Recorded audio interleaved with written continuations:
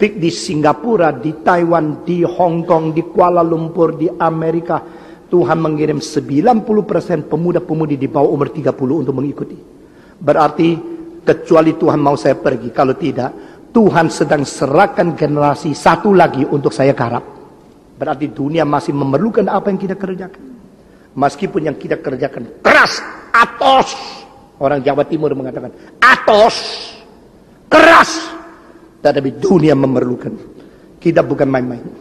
Saudara-saudara, Yesus turun ke dalam dunia. Yesus menjadi manusia. Allah menjadi manusia.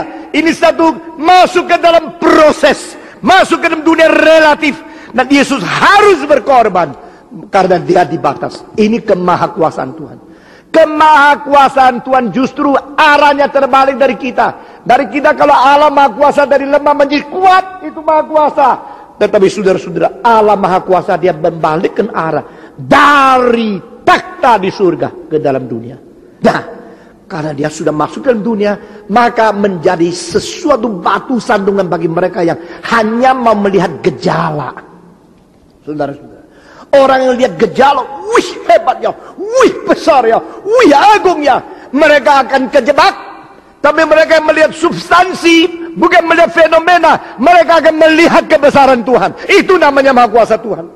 Saudara-saudara, Einstein pergi ke Brazil. Waktu dia mau disambut, dia pakai pakaian biasa. Orang kira Profesor Einstein yang terkenal, pasti hebat sekali jasnya apanya. Tapi dia tidak. Dia seorang profesor yang kadang-kadang lupa sabuk. Waktu ambil tak tahu sabuk di mana, dasi ikat di pinggang terus masuk kelas. Jadi kalau you lihat orang modelnya, ini kayak gembel, ini apa ini? Tapi itu Einstein, kamu tak tahu tain apa lu, saudara-saudara.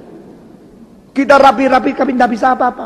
Dia seorang luar biasa, rambutnya gini, jenggotnya gini. Kalau dia rapi, dah jadi Einstein, jadi seperti kamu. Dia tidak mementingkan luar, dia pentingkan dalam. Lalu Einstein waktu disambut dengan itu tentara-tentara daripada ratu daripada Brazil, daripada Belgia. Setelah semua turun daripada itu kereta api dari Paris, tidak ada orang. Mereka pulang, lapor ratu, Profesor Einstein tidak ada di kereta dan tidak datang hari ini. Ratu mengatakan, diam, inilah dia. Dia naik taksi sendiri. Dia dari sambut, dia kira ya biasa aja pergi begini. Orang kira ini ence-ence Belanda ini ya. Ini ence-ence boleh ini kok sudah di luar. Wah maaf, wah mereka malu luar biasa. Ratu bilang, you tidak tahu dia sudah di sini loh. Oh modelnya gini, baru tahu modelnya begini.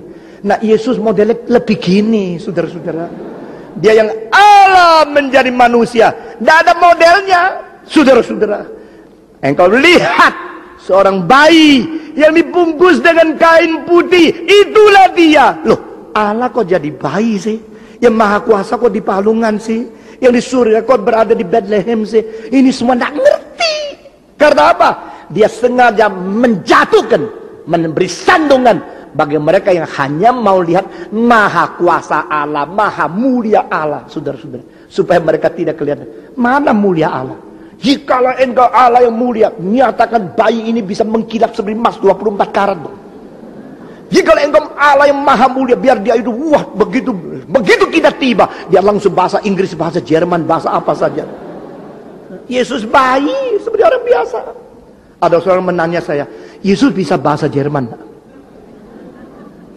Saya tanya, kenapa engkau tanya begini? Saya mau tahu kalau dia maha kuasa, waktu dia di dunia bisa bahasa Jerman, dia bisa bahasa Inggris? Saya bilang tidak bisa. Kalau gini Allah maha kuasa. Allah maha kuasa untuk menjadikan diri terbatas dalam keadaan tidak bisa. Loh apa ini? Saya tidak mengerti. Allah maha kuasa bikin kamu tidak ngerti. Itu maha kuasanya Allah. Kecuali kamu membuka hatimu untuk mengerti. Kalau tidak mungkin mengerti. Saudara-saudara, di dalam Al-Quran Yesus lahir bicara. Itu tidak ada di Alkitab. Karena mereka mengatakan ini perempuan apa ini belum nikah kok perutnya gendut? Hah? Ini anak pasti haram. Ini pasti tidak beres. Lalu waktu dia lahir, tanya dia sendiri. Ini anak apa? Waktu kalau Yesus lahir, maka menurut Al-Quran dia bisa bicara. Mama saya tidak apa-apa loh ya. Dia tidak berdosa. Saudara-saudara, di dalam Al-Quran ada 2 kali menyatakan apa? Bahwa Yesus kalau lahir bisa ditanya. Engkau langsung tanya sama bayi itu sendiri. Nanti Al-Quran mengatakan setelah Yesus dewasa dilawan oleh musuhnya, dia untuk menyatakan dia dari Allah. Langsung dia ambil sekepung tanah liat, bentuk dia menjadi burung. Lalu dia put, burung itu terbang. Saudara-saudara, dua-duanya ini tidak ada sanggup paut dengan iman Kristen. Dua-duanya ini tidak perlu kita pakai untuk mendukung dia itu Allah. Dan orang Islam percaya dia hanya Nabi Isa. Namun demikian saudara-saudara, paling sedikit mereka harus mengerti yang bisa mengambil tanah, yang bisa menghembuskan napas, lalu bisa hidup, itu pencipta adanya. Mereka harus tahu, itu selain pencipta tidak ada nabi yang mungkin, yang pernah, dan yang bisa sama dengan seperti Allah mencipta manusia daripada tanah liat, lalu dihembuskan napas, sesuai itu hidup. Saudara-saudara, Alkitab tidak tulis itu. Alkitab mengatakan Yesus menjadi bayi yang kecil. Yesus menjadi bayi yang lemah. Menjadi bayi yang tidak bisa menahan diri. Tidak bisa membela diri. Maka pada waktu Herodes membunuh orang-orang, maka bayinya harus melarikan diri dengan ibunya dan Yusuf pergi ke Mesir. Saudara-saudara, karena apa? Dia kalau tidak pergi, dia pun akan dibunuh seperti orang lain. Allah yang Maha Kuasa menjadi begini. Ini rahasia. Dan Alkitab mengatakan pada ayat ke-6, pada waktu tatkala dia membawa anaknya yang sulung ke dunia, dia berkata, semua malaikat Allah harus menyembah dia. Let all the angel of God worship him. Oh saudara-saudara, ini kalimat keluar dari siapa? Dari mulut Allah sendiri. Meskipun dia bayi, meskipun dia anak, tetapi biar semua malaikat menyembah dia. Loh, malaikat kok menyembah bayi? Nah saudara-saudara, di sini saya akan bicara tentang doktrin penyembahan. Dengar ya, doktrin penyembahan di dalam kekristenan itu penting sekali, tapi lain sekali konsep dengan yang lain, agama. Doktrin penyembahan di sini kita melihat ada beberapa periode. Pertama, yang disembah di dalam dunia roh.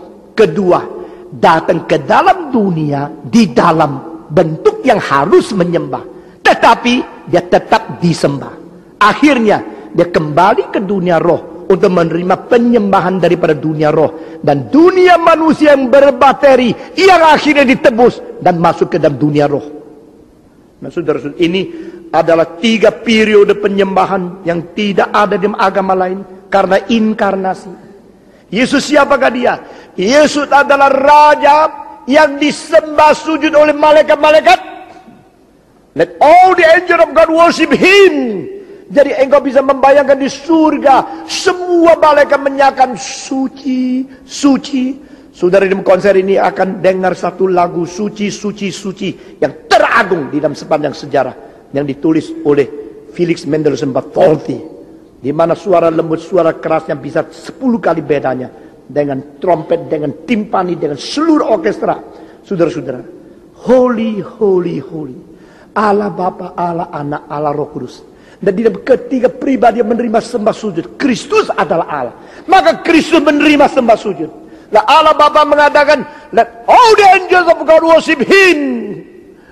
Saudara-saudara, ini berarti perintah bahwa tidak ada makhluk rohania yang boleh lolos daripada menyembah Yesus. Nah saudara, kalimat di bawah ini, karena perintah ini keluar dari mulut Allah dan semua malaikat harus menyembah anak, maka menimbulkan sesuatu ketidakpuasan. Nah saudara-saudara, kalau saya mengatakan semua harus taat kepada asisten saya yang satu ini, mungkin asisten saya yang lain tidak ikut dan iri hati. Nah sama. Tetapi mereka kalau tidak mengerti qualitative difference, maka di situ terjadi iri hati, pendongkelan, dan menjadi penyikatan atau menjadi kebencian. Itulah dosa pertama yang terjadi. Nah saudara-saudara, jangan kira dosa pertama itu sombong. Banyak orang mentafsirkan kitab, dosa pertama itu sombong. Tapi saudara-saudara, dosa pertama bukan sombong. Dosa pertama adalah tidak mau menyerahkan kebebasan yang dicipta di bawah Allah yang memerintah. Ini dosa pertama.